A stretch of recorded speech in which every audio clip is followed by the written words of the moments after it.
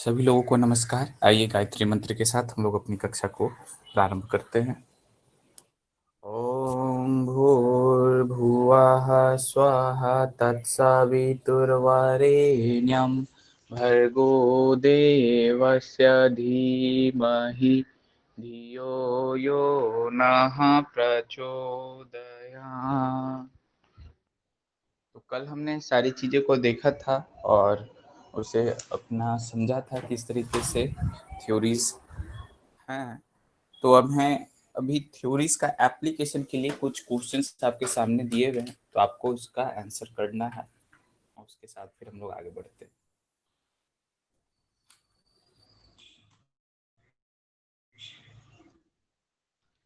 तो first question हमारे सामने है, सभी लोग इसे देखें, पढ़ें और सॉल्व करें।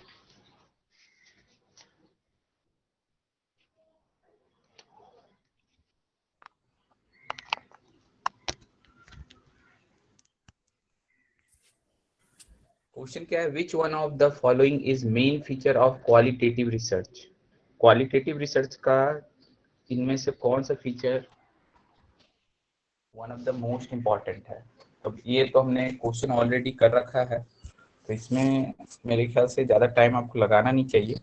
ध्यान दीजिए, कल हमने बात किया था कि जो भी क्वालिटेटिव होता है वो क्वांटिटेटिव रिसर्च को हमें क्वांटिटेटिव रिसर्च यानी कि डाटा एनालिसिस है या पॉजिटिविस्ट जो है पॉजिटिविस्ट या इसके बारे में जो हमने बात किया था कि पॉजिटिविस्ट डायरेक्टली किससे रिलेटेड होता है, ये आपका जो हम लोग स्टडी करते हैं क्वांटिटेटिव उसी से रिलेटेड होता है।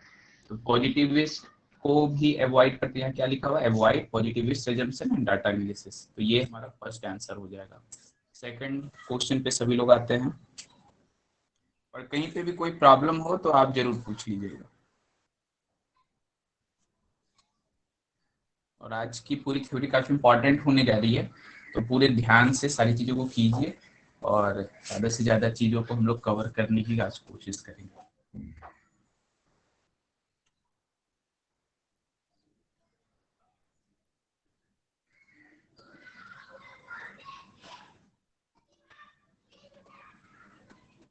क्वेश्चन नंबर 2 में आपका क्या दिया हुआ है कि action sets best represent an action. देखिए इसका आंसर वैसे आपके बगल में ही गिवन दे दिया गया है कि कौन सा जो सेट है वो एक्शन का सबसे मतलब परफेक्ट तरीके से एक्शन सेट को रिप्रेजेंट कर रहा है। तो यहाँ पर जो सबसे पहला चीज क्या होता है, अगर आप इसमें देखें, अगर आप अपने आंसर को इस सेट से मैच करेंगे तो आपने जो इनिशियल आंसर दिया है वो सारे गलत हो गए। और यहाँ पर आप उससे मैच करके देख सकते हैं, जो भी एक्शन रिसर्च साइकिल होती है उसमें सबसे पहले क्या आता है? हमारा प्लान। सबसे पहले आप सोचते हो किस चीज के ऊपर करना है, क्या करना है, किस तरीके से हम कर सकते हैं और क्या क्या चीजें हैं, और उसके बाद आप उससे क्या करते हो, उसके हिसाब से आप अपने एक्शंस करते हो। और एक्शन करने के बाद फिर आप जो एक्शन किए, आपने बहुत सारे टेस्ट लिए, सारी चीजें किए उस पूरे को प्रोसेस को एक्शन रिसर्च को फुलफिल करने के लिए। तो फिर उन टेस्ट का फिर हम क्या करते हैं? ऑब्जर्वेशन, कि उससे क्या डाटा निकल कर आ रहा है, उससे क्या सारी चीजें निकल कर आ रही हैं, उससे ऑब्जर्वेशन क्या रहा है, किस तरीके से चेंजेस हो रही हैं, हमारे डिपेंडेंट वेरिएबल क्या है, वो सारी चीजें। और उसके बाद जो रिजल्ट आता है उसे आप क्या करते हो? रिफ्लेक्ट करते हो। तो कहने का मतलब क्या है? ऑब्जर्व मतलब ये ऑब्जर्वेशन जो है ये सबसे वो ऑब्जर्वेशन है जो आपके डाटा हो जाते हैं कलेक्ट, और सारी चीजें आप उस पर एक प्रोसेस कर चुके होते हो, एक्शन ले चुके होते हैं।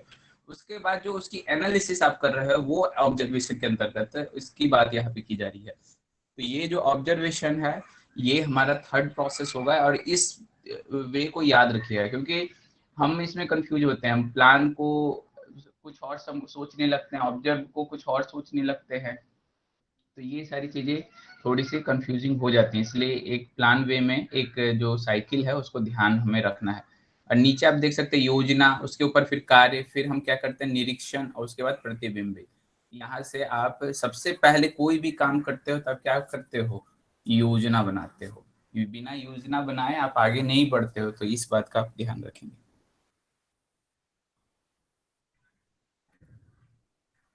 क्वेश्चन नंबर 15, और ये इम्पोर्टेंट हैं और इन चीजों का ध्यान रखिएगा, ये काफी इम्पोर्टेंट हैं क्वेश्चंस, ये आए हुए प्रीवियस ईयर्स के क्वेश्चन हैं।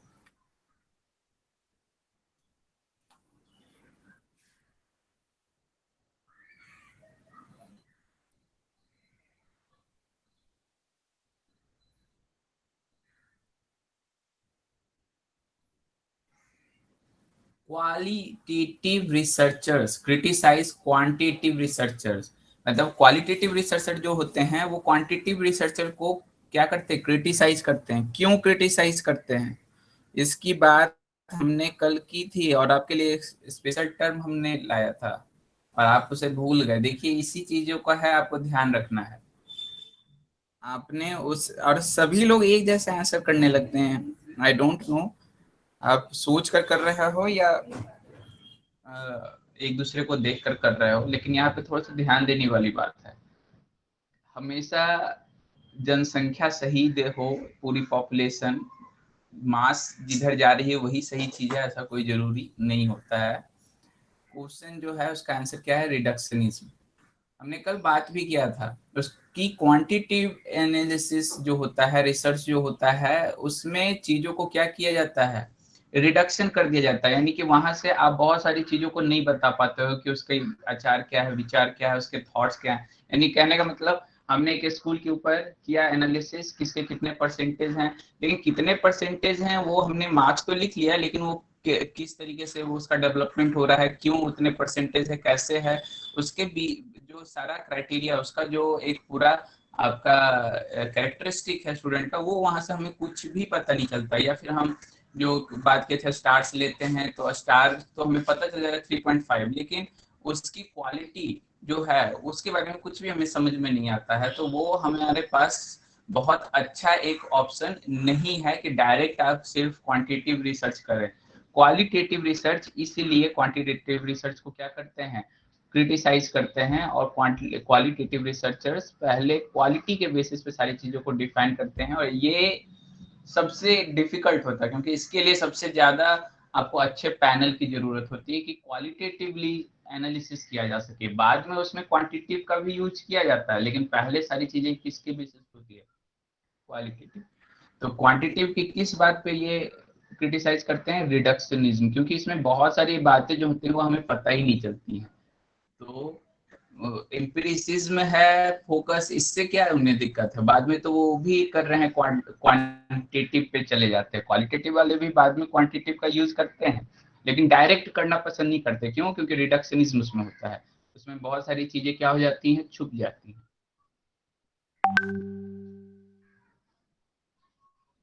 फोर ऑप्शन इसलिए रॉन्ग है क्योंकि उसमें हम बोल रहे हैं कि क्वांटिटेटिव गलत है। क्वांटिटेटिव गलत क्यों हो, क्वांटिटेटिव गलत नहीं है। क्वांटिटेटिव में वो क्या कहते हैं, क्रिटिसाइज इसलिए नहीं कर रहे हैं कि उसमें हम कैलकुलेशन कर रहे हैं, वो इसलिए क्रिटिसाइज कर रहे हैं क्योंकि उसमें कई चीजें जो है छुप जाती हैं, वो हमें पता ही नहीं चलता है। और उस चीज को स्पेशल कल हमने टर्म देखा था, रिडक्शनिज्म। तो इसलिए रिडक्शनिज्म के कारण जो क्वालिटेटिव वाले होते हैं वो उससे क्या करते हैं, आपको क्रिटिसाइज करते हैं। आई थिंक ये आपको क्लियर अब हो गया होगा, और नहीं हो तो आप फिर भी पूछ सकते हैं। तो नेक्स्ट क्वेश्चन पे हम लोग आते हैं।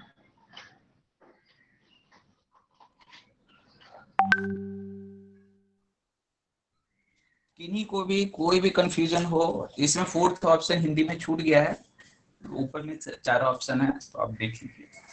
कोई भी कंफ्यूजन हो तो जरूर पूछें, किसी भी कंफ्यूजन को मत रखें, क्योंकि चीजें सब चीज आपको बताई हुई हैं, अच्छे से बताई हुई हैं। तो हो सकता है कंफ्यूजन हो तो जरूर पूछ लें, आपको समझा दिया जाएगा आपके सोच के हिसाब से, जैसा आप सोच रहे होंगे।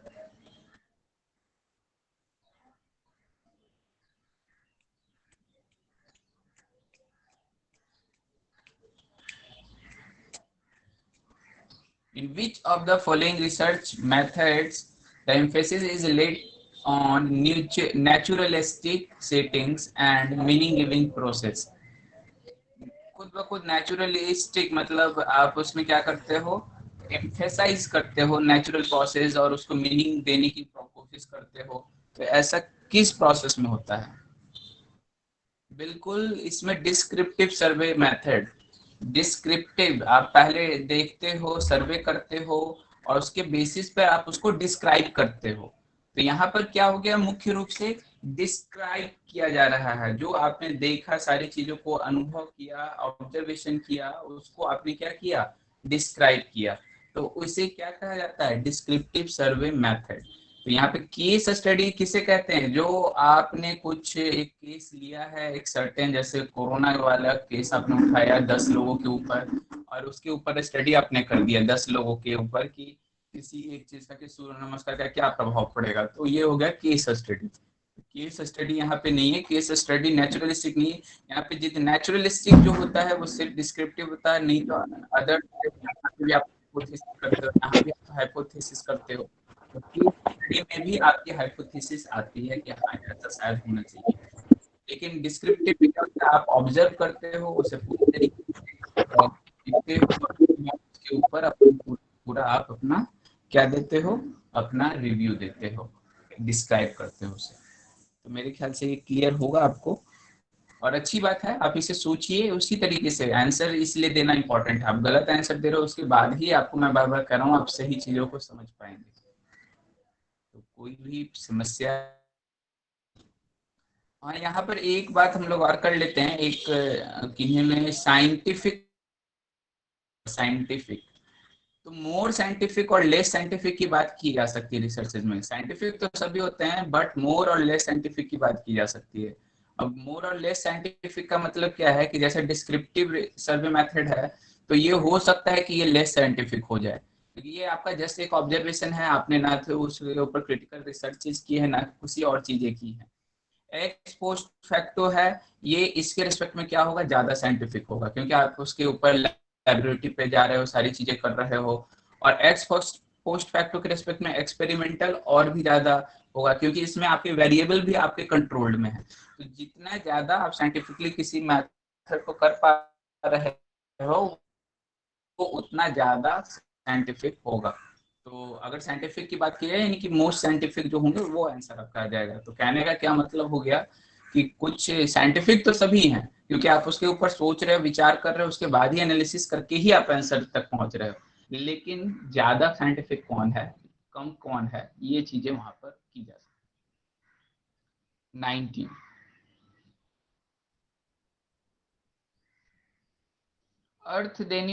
देने वाली प्रक्रिया। अर्थ तो आपका सब में निकल रहा है, इसमें भी निकल रहा है, इसमें भी निकल रहा है, इसमें भी। आप क्या एक्स पोस्ट फैक्टो में अर्थ नहीं दे रहे हो, आप क्या एक्सपेरिमेंटल में अर्थ नहीं दे रहे हो। सिर्फ अर्थ गिविंग, मीनिंग गिविंग प्रोसेसेस तो है, लेकिन साथ ही साथ नेचुरलिस्टिक सेटिंग्स की भी बात की जा रही है यहाँ पे। तो इम्पोर्टेंट ये है। और उसका इम्फेसाइज की बात की जा रही है, सिर्फ इम्फेसाइज किया जा रहा है उसको, यानी कि उसको अच्छे तरीके से इम्फेसाइज करके दे रहे हैं। तो सिर्फ इम्फेसाइज डिस्क्रिप्टिव में आता है।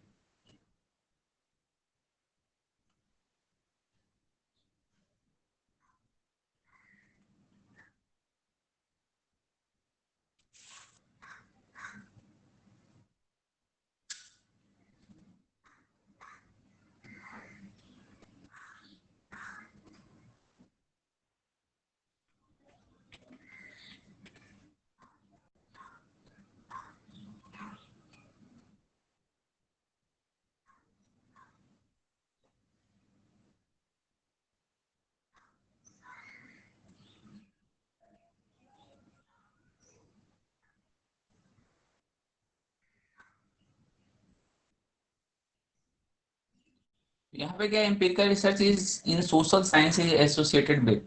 सोशल साइंस में जो हमारा ये है वो क्या होगा। तो इसका आंसर है, सभी लोग कीजिए, ज्यादा से ज्यादा लोगों, अच्छी तरीके से आप सोच रहे हो, अच्छी तरीके से आप समझ रहे हो। एम्पिरिकल रिसर्च का मतलब ही क्या है, यानी कि क्वांटिटेटिव से रिलेटेड है। क्वांटिटेटिव से यहाँ पे कौन सा रिसर्च रिलेटेड है, पॉजिटिविस्ट। तो चीजों को देखिए, सोशल साइंस का मतलब हिस्टोरिकल आर्टिफैक्ट्स ही हों ऐसा कुछ भी कोई जरूरी नहीं है। वहाँ पे एम्पिरिकल रिसर्च की बात हो रही है। Empirical research means positivist philosophy. तो आंसर एक जैसे ही आ रहे हैं, यानी कि आप एक जैसा ही, पता नहीं क्यों एक दूसरे से प्रभावित बहुत जल्दी होते हैं। सोचिए, इंपेरिकल की बात कहाँ पर होती है, ये इंपॉर्टेंट है। हिस्टोरिकल, सोशल साइंस में सिर्फ हिस्ट्री नहीं आता है, सिविक्स भी होता है आपका, जियोग्राफी भी होता है आपका। तो आप सिर्फ हिस्ट्री पे कैसे चलेगा? बहुत सारी चीजों को थोड़ा सा सोचिए समझिए, उसके बाद आंसर कीजिए। तो यहाँ पर जो चीजें हैं सोशल साइंस में, कोई भी चीजें अगर इंपेरिकल रिसर्च, यानी किसी भी चीज को इंपेरिकल यानी मैथमेटिकली आप बता रहे हो, मैथमेटिकल या कहने का मतलब क्वांटिटिव एनालिसिस कर रहे हो, उसका साइंटिफिक एनालिसिस कर रहे हो, तो वो किस में आ जाता है? Positivist philosophy. पॉजिटिविस्ट ने ही ये बात कहा था कि हर चीज का हम क्या कर सकते हैं, एम्पेरिकल कर सकते हैं। बाद में फिर पोस्ट पॉजिटिविस्ट आया था कि हर चीज का नहीं कर सकते हैं, कुछ ऐसी भी चीजें जिसका हम एम्पेरिकल नहीं कर सकते हैं। तो ये बात का आप ध्यान रखिए। तो एम्पेरिकल के साथ ही ये सारी चीजें, इसलिए ये चीजें बार बार बताई गई ताकि आप इसे याद रखें, ध्यान रखें इन बातों। और किन्हीं को भी कंफ्यूजन हो तो जरूर पूछ लिया कीजिए।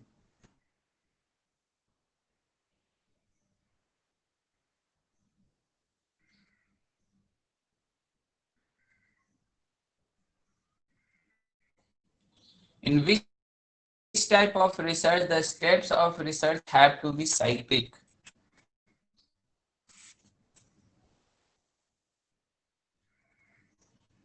सोच समझ कर आंसर कीजिएगा सभी लोग, एक दूसरे का देख कर नहीं।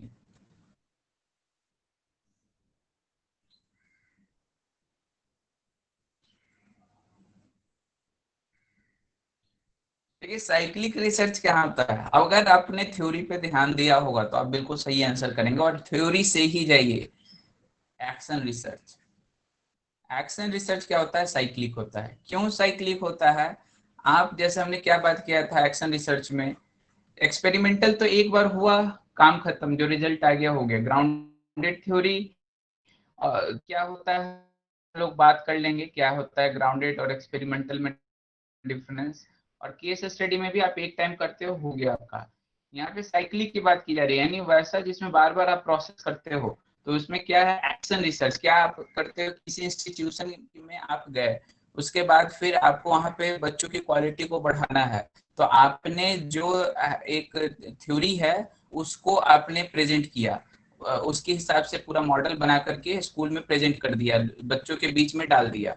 उसके बाद फिर आपने ऑब्जर्व किया कि नहीं, यहाँ से रिजल्ट थोड़ा सा गड़बड़ हो रहा है, इसको ऐसे कर दें तो फिर ये सही हो जाएगा। तो फिर से आपने उसको क्या किया, उसको मॉडल को चेंज कर दिया। कि आपकी बार बार, जब तक कि आपको अपना जो फाइनल रिजल्ट नहीं चाहिए, जब तक आप उस रिजल्ट पे नहीं पहुंचते हो, आप फिर से नए नए चीज उसमें डालते रहते हो। यानी कि फिर से आपका रिसर्च एक तरह से क्या हो रहा है, हर एक नई चीज को डालने के बाद आपका रिसर्च न्यू तरीके से स्टार्ट हो गया। यानी कि वो बार बार क्या हो रहा है, साइक्लिक हो रहा है। बार बार वो क्या हो रहा है, साइक्लिक हो रहा है। तो ये चीजें इंपॉर्टेंट हैं, और यहाँ पर आपको इस चीज को समझना होगा। जितने भी लोग थर्ड आंसर कर रहे हैं, क्या उन्हें समझ में ये बात आ रही है कि साइक्लिक रिसर्च एक्शन को ही क्यों कहा जा रहा है? आप इस चीज को समझने की कोशिश करिए। और experimental research just one time research है, मतलब आपने जो किया, सारी आपका जो भी आउटपुट आया हो गया, साइक्लिक नहीं है। ये साइक्लिक होने का मतलब क्या है, आप बार बार से क्या कर रहे हो, पूरा फिर से चला रहे हो। तो यहाँ पे साइक्लिक का मतलब समझना भी इम्पोर्टेंट है, आप किस तरीके से आप उस चीजों को ले रहे हो, ये भी एक इम्पोर्टेंट आ जाता है। तो साइक्लिक का यहाँ पे मतलब क्या है, चक्रीय होना, चरणों का चक्रीय होना। देखिए हिंदी में और थोड़ा सा क्लियर हो जाएगा, चरण जो है वो चक्रीय होते हैं, यानी बार बार चारों तरफ से घूमते रहते हैं। नहीं तो आपका जितने भी रिसर्च हैं जो भी हैं, और इनमें और ज्यादा डिफरेंस नहीं है, जिस तरीके से आप सोच रहे होगे, जो प्रोसेस आप सोच रहे होगे उसमें कई आंसर आपके आ सकते हैं। तो समझिए कि यानी कि यहाँ पे बात कुछ और की जा रही होगी। तो इस तरीके से आपको समझना होगा। अगर आप साइक्लिक को किसी और रूप में लिए होगे तो वहां पे पकड़िए कि क्या जिस रूप में मैं ले रहा हूँ उसमें एक आंसर आएगा या कई आंसर आएंगे। अगर कई आंसर आ रहे हैं इसका मतलब शायद मेरा अप्रोच जो हो रहा है क्वेश्चन को लेकर के वो गलत जा रहा है। तो फिर देखिए अलग अलग तरीके से तो आप ज्यादा क्लियर हो पाएंगे। अब यहाँ पर कुछ बात कर लेते हैं, इस साथ ही साथ आपको ग्राउंडेड और एक्सपेरिमेंट पे भी साथ ही साथ वो भी आपका क्लियर हो जाएगा।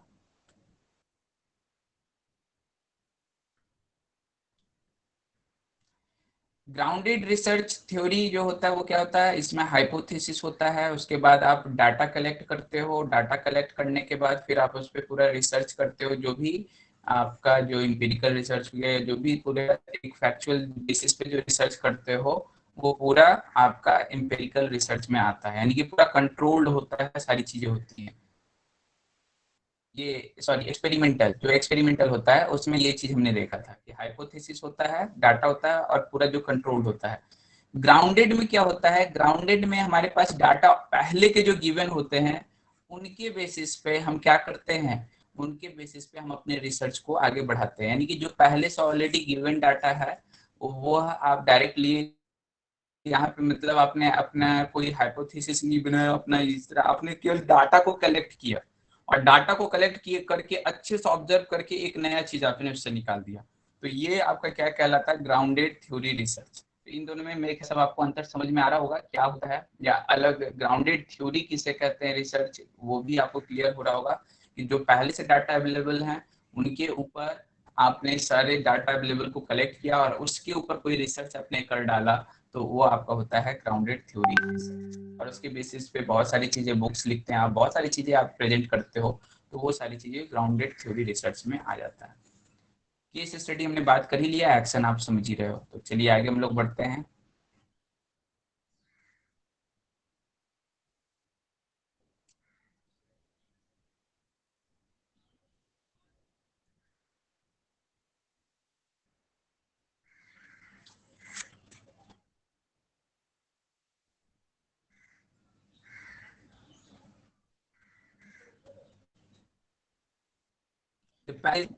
of research which focuses on the development of professional expertise on the researcher practitioner is called, यानी कि किसके ऊपर फोकस किया जाता है, professional expertise of the researcher practitioner.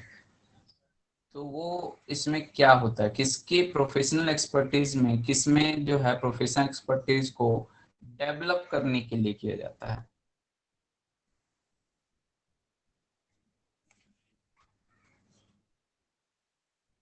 देखिए ये क्वेश्चन इतना इजी नहीं है, आपको सोचना होगा, सोचकर और इसका आंसर कीजिए। किसमें आपका प्रोफेशनल एक्सपर्टीज डेवलप हो रहा है, professional, it is one of the important word. Professional expertise का डेवलप हो रहा है मतलब आपका क्या हो रहा है, बेहतर हो रहा है।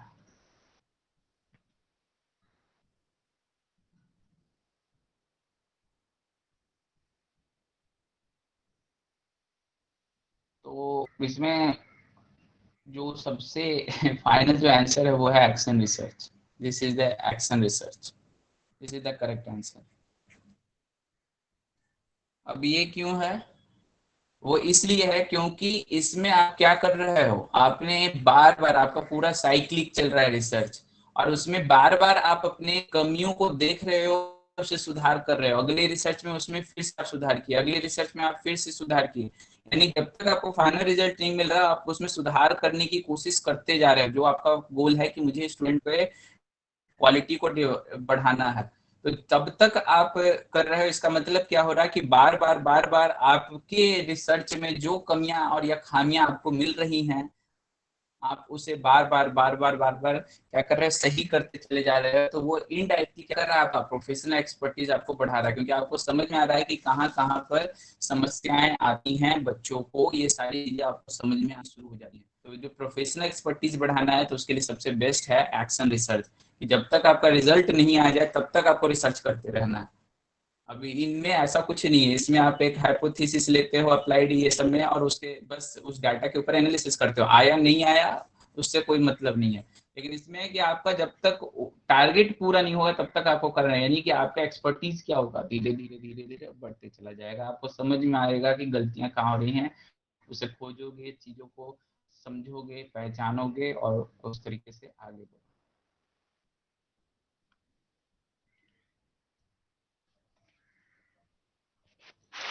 तो ये आज के हमारे क्वेश्चंस थे।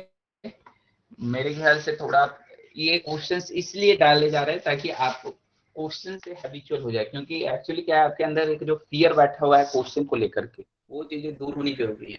तो क्वेश्चंस कैसे होते हैं, इस तरीके से हमें सोचना है, ये है इम्पोर्टेंट है। यहाँ पे हम सारी चीजें थ्योरी पढ़ भी लें, उसके बाद भी क्वेश्चन गलत कर सकते हैं, आपको ये चीज समझ में आ रही होंगी।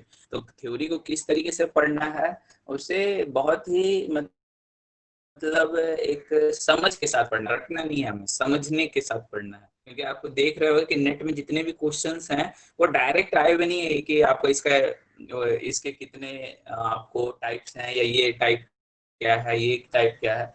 वो कुछ एग्जाम्पल्स बनाते हैं और उसको फिर प्रेजेंट कर देते हैं। तो आपको यानी कि सब वो समझ डेवलप होनी चाहिए कि क्या चीजें उसके अंतर्गत आती हैं। अब यहाँ पर हमने कल बात किया था पॉपुलेशन वर्सेस सैंपल। तो यहाँ पर जो इम्पोर्टेंट सबसे बात थी कि पॉपुलेशन आप किसे कहते हो और सैंपल किसे कहते हो। तो पॉपुलेशन यहाँ पर जनसंख्या से नहीं मतलब है कि आदमियों का जनसंख्या। पॉपुलेशन का मतलब है कोई भी एक ग्रुप। जैसे कि हमने बात किया कि आप अगर एक गायों के झुंड के ऊपर बात कर रहे हो, तो वो पूरा गायों का जो झुंड है, अगर 1000 गायें हैं और उसके ऊपर आप कोई रिसर्च करने जा रहे हो, तो 1000 गायें वहां पे आपके पॉपुलेशन कहलाएंगे। और उसमें से जितनी गायों को आप निकालोगे अपने रिसर्च के लिए, क्योंकि 1000 के ऊपर आप कर नहीं सकते हो, तो वो जो गायें जो सैंपल के रूप में आप बाहर निकाल कर लाओगे, वो गाय क्या कहलाएंगी, वो मतलब जो जिनके ऊपर रिसर्च आप करना चाहते हो, वो गाय आपकी क्या कहलाएंगी, सैंपल कहलाएंगी। तो इस तरीके से हमें समझना होता है कि क्या होता है डिफरेंस सैंपल और इनमें क्या डिफरेंस है। और दूसरी जो इम्पोर्टेंट बात यहाँ पे आ रही है कि जो हमारा पॉपुलेशन होता है, वह जो उसी से हम लोग क्या डिफाइन करते हैं, सैंपल को डिफाइन करते हैं। तो यहाँ पे एक छोटा सा चीज आप समझ लीजिए कि पॉपुलेशन और सैंपल,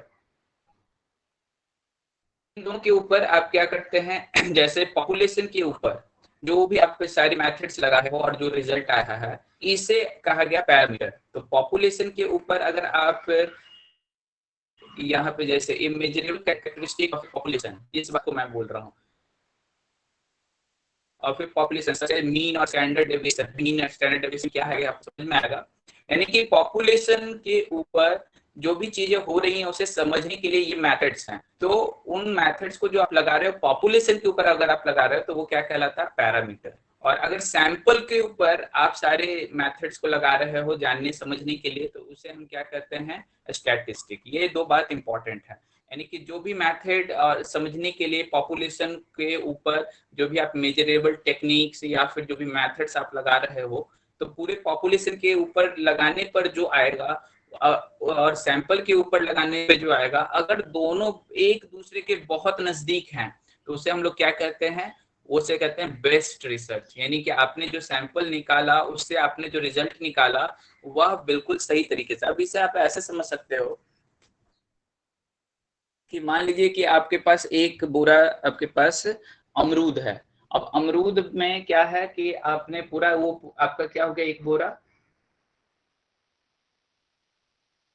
वो आपका हो गया पॉपुलेशन अमरूद का। और उसमें से आपको अब जांच करना है कि अमरूद सही है या नहीं है। तो अगर आपने ऊपर ऊपर से उठा लिया सैंपल और उससे आपने जांच करके बता दिया, ऊपर ऊपर में मान लीजिए अच्छे रख रखे हैं, नीचे में बेकार रख रखे हैं, तो उस तरीके से अगर आप जांच कर रहे हो तो वहां पर जो सैंपल का स्टैटिस्टिक, सैंपल का जो आप रिजल्ट निकालोगे जिसे आप स्टैटिस्टिक कह रहे हो, वो पॉपुलेशन जो इसे आप पैरामीटर कह रहे हो से क्या हो जाएगा, डिफरेंट आ जाएगा। तो यानी कि पूरा पॉपुलेशन जो नीचे से क्योंकि खराब है, तो ऊपर से तो आपने उसे राइट कह दिया, लेकिन वो वास्तविक में क्या है, पॉपुलेशन को पूरी तरीके से इंटरप्रेट नहीं कर रहा है। तो अगर पूरी तरीके से इंटरप्रेट नहीं कर रहा है तो सैम्पलिंग अच्छी नहीं है।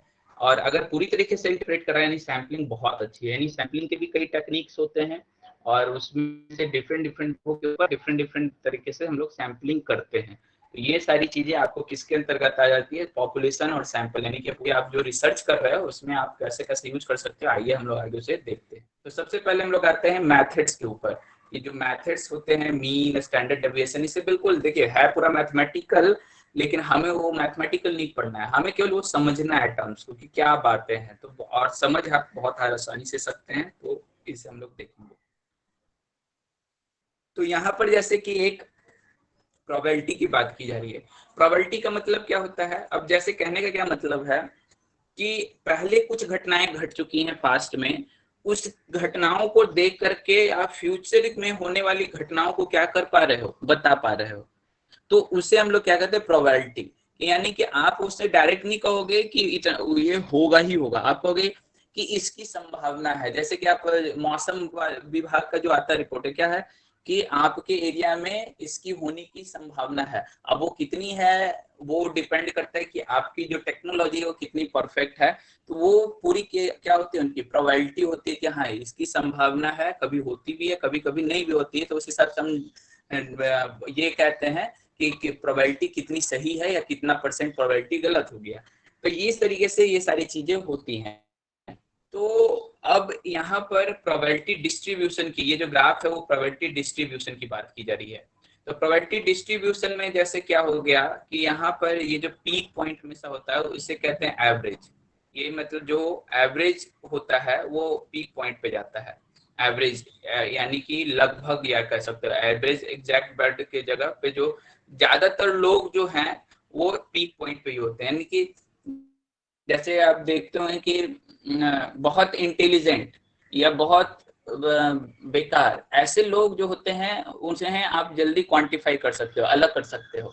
लेकिन जो साधारणतः जो सेम तरीके के मार्क्स लाने वाले हों तो वो बहुत ज्यादा होते हैं। और हमेशा समाज में वैसे लोगों की ज्यादा संख्या होती है, बहुत ज्यादा जो ना पीछे हो ना बहुत ज्यादा आगे हो।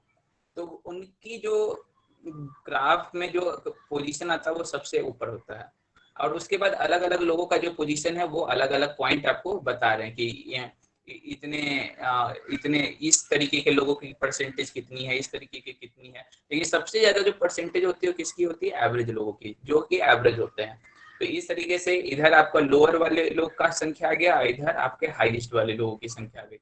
ये जो बहुत ओवर इंटेलिजेंट है या समटाइम जो भी आप बातें कहते हो, तो उस तरीके से ये बातें करके। तो प्रोबेबिलिटी डिस्ट्रीब्यूशन क्या होता है कि जो प्रोबेबिलिटी है उसको ग्राफिकली सही से हम प्रेजेंट कर सके तो उसे हम लोग क्या कहते हैं, प्रोबेबिलिटी डिस्ट्रीब्यूशन। तो ये हमें नहीं अभी समझना है कि ये हो कैसे रहा, हमें बस ये समझना है कि जो प्रोबेबिलिटी को बेहतर तरीके से रिप्रेजेंट करने का जो मैथमेटिकल फंक्शन और उसके हेल्प से पूरा जो ग्राफ बनता है उसे हम लोग क्या कहते हैं, प्रोबेबिलिटी डिस्ट्रीब्यूशन। और ये किसमें यूज किया जाता है, स्टैटिक्स के अंतर्गत में ये सारी चीजें यूज की जाती हैं। और इसके बेसिस पे हम लोग डिफरेंट डिफरेंट आउटकम्स पर पहुंचते हैं, हमारे रिजल्ट डिफरेंट डिफरेंट आते हैं।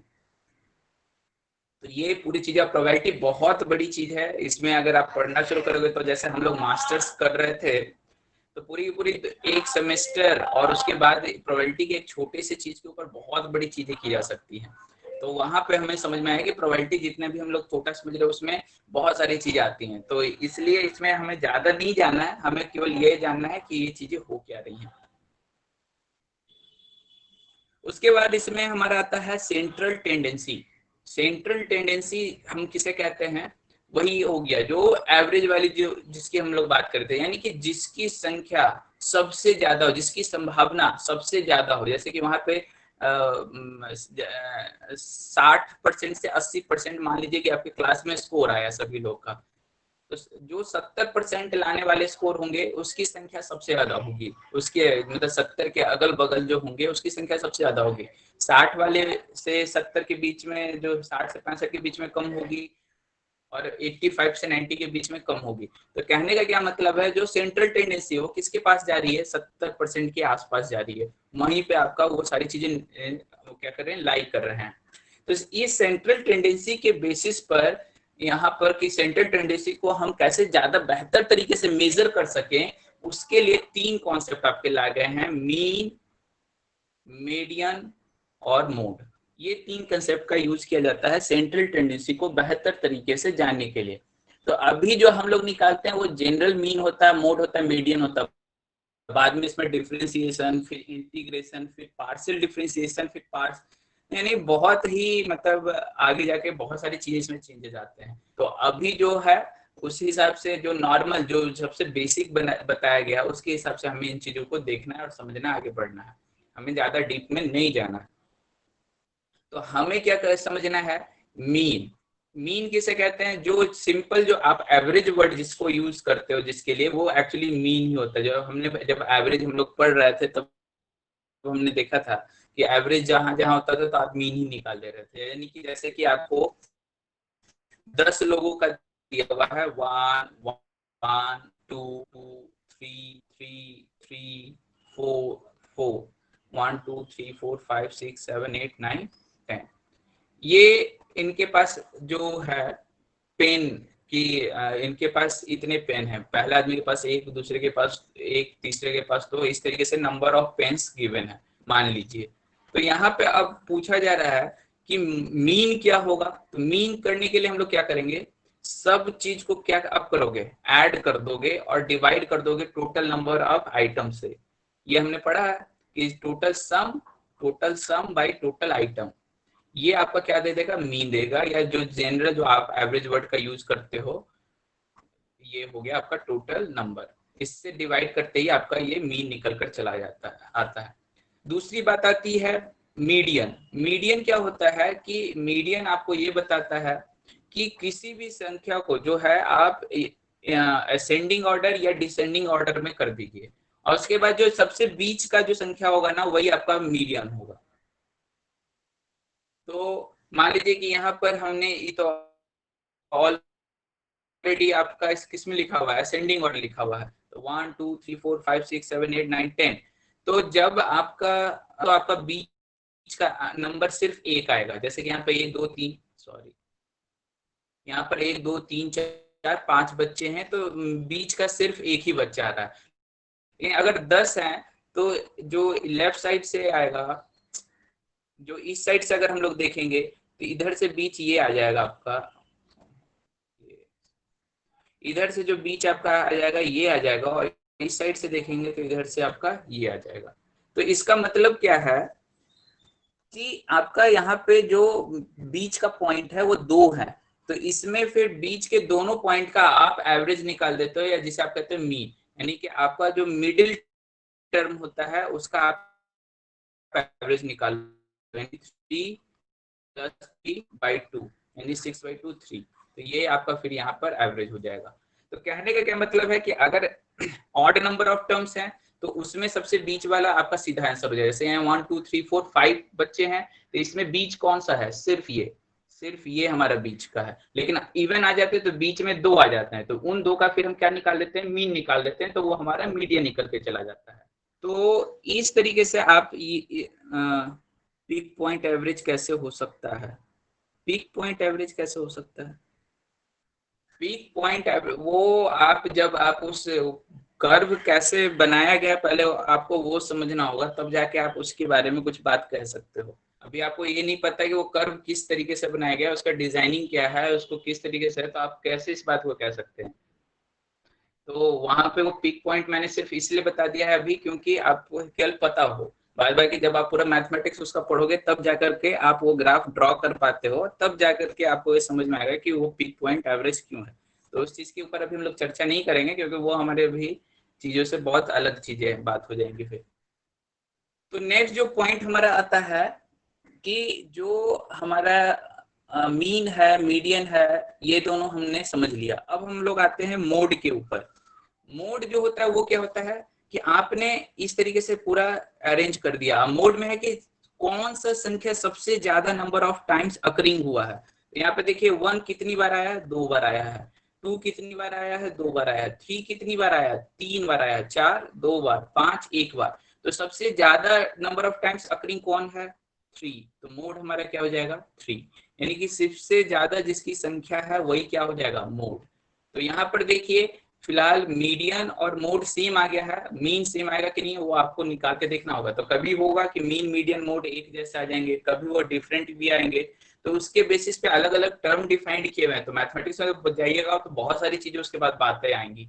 और उसके बाद एरर आएगा, उसके बाद उसमें जो डिफरेंट डिफरेंट चीजें हैं कितना का डिफरेंस है, उसके बेसिस पे नया डिफरेंशिएबिलिटी, इंटीग्रेबिलिटी, बहुत सारी चीजें ये होंगी, तब जाकर आप उस कर्व को बना पाते हो। तो ये सारी चीजें आपको समझ में आएंगी उसके साथ साथ जब आप उस फील्ड में जाओगे, आप पढ़ोगे तब। तो ये अभी फिलहाल हमें क्या क्यों समझना है कि मीन मीडियन मोड किसे बेसिकली कहते हैं, वो केवल आप समझ जाइए, आपके लिए अभी उतना ही काफी है। तो यहाँ पर हम लोग नेक्स्ट पॉइंट पर पहुंचते हैं, हाइपोथेसिस। हाइपोथेसिस हम लोग किसे कहते हैं? तो हाइपोथेसिस के बारे में अगर हम लोग, और इसमें अगर कुछ और बताना इम्पोर्टेंट नहीं है, इसमें सारी चीजें ऑलमोस्ट हो गई हैं। और डेविएशन एक मैं आपको बता देता हूँ, डेविएशन टर्म भी कभी कभी आपसे पूछा जा सकता है कि डेविएशन क्या है। जैसे यहाँ पे आपका आया था सेंट्रल डेविएशन, डेविएशन ये आपका स्टैंडर्ड डेविएशन। तो डेविएशन भी कई तरीके के होते हैं, तो जैसे स्टैंडर्ड डेविएशन की बात की जा रही है तो उसकी बात हम लोग केवल कर लेते हैं। और मीन मोड मीडियन में तो सभी लोग क्लियर है ना, उसमें तो कोई कंफ्यूजन नहीं है, सभी ये चीजें तो बिल्कुल आसानी से आपको समझ में आ गई होंगी मेरे ख्याल से, क्योंकि इसमें मैंने बहुत ही सिंपल सा एग्जांपल लिया है, उसके बेसिस पे आपको हमने बताया है। तो ये इजी है, आप आराम से उसे समझ सकते हो। और हमें बेसिकली कॉन्सेप्ट समझना है, और जो मैथमेटिकल पूछा जाएगा तो वो तो केवल मीन पूछा जाएगा, वो ऑलरेडी हम लोग पढ़ चुके हैं, तो कोई दिक्कत आपको नहीं जाएगा। तो यहाँ पर जो नेक्स्ट पॉइंट है डेविएशन। डेविएशन जो होता है वो क्या होता है, वो बेसिकली होता है कि जैसे आपने निकाला, यहाँ पर इन पांच बच्चों के ऊपर ही हम लोग देख लेते हैं कि इनका हाइट है डिफरेंट डिफरेंट, और उसका बेसिस पे मीन जो निकल कर आया 160 आया, मोड जो निकल कर आया 155 आया, मीडियन जो निकल कर आया 158 आया। मीडियन 158 क्यों? क्योंकि सबसे बीच का ये है। मोड 155 क्यों है? क्योंकि 155 दो के पास है और सब एक ही एक बार ही है, तो मोड क्या हो जाएगा ऑटोमेटिक 155। और मीन 160 क्यों आया? सबको आप ऐड कीजिए, आप 5 से डिवाइड कर दीजिए, तो आपका मीन निकल कर चला आएगा। तो ये तीनों चीज मेरे ख्याल से आपको क्लियर होगा। अब जो नेक्स्ट इंपॉर्टेंट यहाँ पर पॉइंट आ रहा है कि डेविएशन क्या है। तो जैसे मीन का डेविएशन भी हर एक का होता है, मीन का डेविएशन, मीडियन का डेविएशन, मोड का डेविएशन। तो डेविएशन का क्या मतलब है कि जैसे आपने मीन निकाला, वह आपने एक बीच का लाइन ले लिया, आपने क्या किया, एक बीच का लाइन ले लिया, लेकिन जो ये व्यक्ति है उसका एक्चुअल तो ये है ना, तो इसके एक्चुअल से आप कितना डेविएट हो गए, इसके एक्चुअल से आप कितना डेविएट हो गए, इसके एक्चुअल से आप कितना डेविएट हुए, इसमें आप ज्यादा हो गए, इसके एक्चुअल से आप कितना डेविएट हो गए, इसके एक्चुअल से आप कितना डेविएट हो गए। तो ये आपका क्या होता है, डेविएशन। तो ये सारी चीजें वहां फिर आपको समझ में आएंगी, जैसे जब आप इसे पढ़ोगे उसके बेसिस से फिर स्टैंडर्ड डेविएशन निकाला जाता है, उसके बेसिस से फिर आपका एरर निकाल के लाया जाता है कि एरर कितना हो गया टोटल ओवरऑल, और उसके बेसिस फिर आप ये बताते हो कि ओवरऑल जो मैंने डिजाइन तैयार की, ओवरऑल जो मैंने रिसर्च किया, उसमें ओवरऑल मेरा रिसर्च कितना एप्लीकेबल है। तो ये पूरी चीजें होती हैं, इसलिए कहा जाता है कि एक बेस्ट रिसर्च होने के लिए आपको सिर्फ एक ही ग्रुप के लोग बेस्ट रिसर्च नहीं कर सकते, आपको हर तरीके के ग्रुप के लोगों का एक कम्युनिटी होना चाहिए, तब जा करके आप एक बेस्ट रिसर्च कर सकते हो, क्योंकि हर लोग की अपनी अपनी एक्सपर्टीज है, आप हर एक में एक्सपर्ट नहीं हो सकते हो। तो जब आप डिफरेंट डिफरेंट लोग आपके साथ कांटेक्ट में होते हैं, तब आप जाकर के बेहतर रिसर्च कर सकते हो, इसके पीछे का यही कारण है। क्योंकि आप इसके डीप एनालिसिस वहां नहीं कर सकते, लेकिन एक मैथमेटिशियन इसका डीप एनालिसिस कर सकता है, क्योंकि वो इस चीज को पढ़ा है, जाना है, समझा। एक जो कंप्यूटर के क्षेत्र के हैं वो इसमें ज्यादा अच्छा क्या फॉर्म कर सकते हैं, एक ज्यादा अच्छा आपका इसका पूरा का पूरा आप क्या वो कोडिंग कर सकते हैं, और उस हिसाब से वो उसका पूरा एक आपका पैटर्न डेवलप करके हमारे सामने प्रेजेंट कर सकते हैं। तो ये सारी चीजें उनके ऊपर होती है। तो ये हर लोग का अपना अपना एक डिफरेंट फील्ड है, यूज है, और रिसर्च फील्ड इसलिए डिफिकल्ट होता है क्योंकि हमें उस हिसाब से सारी चीजें मिलनी चाहिए, हमारे पास डाटा मिलनी चाहिए, हमारे पास एक डिफरेंट डिफरेंट टेक्निक। जैसे आप साइकोलॉजी का करते हो तो आपको उसके लिए क्या चाहिए होता है, साइकोलॉजिकल फॉर्म। अब वो साइकोलॉजिकल फॉर्म आप तो डिफाइन तुरंत नहीं कर सकते हो, तो आपको कहीं से उसे लेना पड़ता है।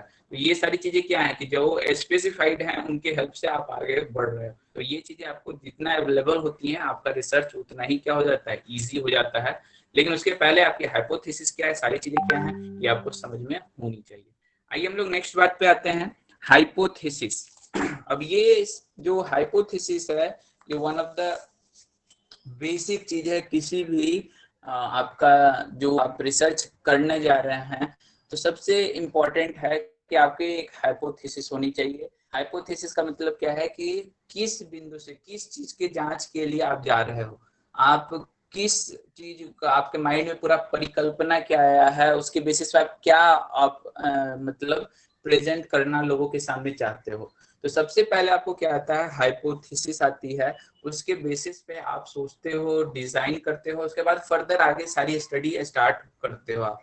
लेकिन सबसे पहले आपका आता है सोच। जैसे कि आप सोच रहे हो कि मुझे क्या करना है, सूर्य नमस्कार से मोटापे के ऊपर करना है। अब ये एग्जांपल बार बार इसलिए रहा हूं क्योंकि ये बार बार हमने किया है। सूर्य नमस्कार आप जल्दी समझ भी जाते हो।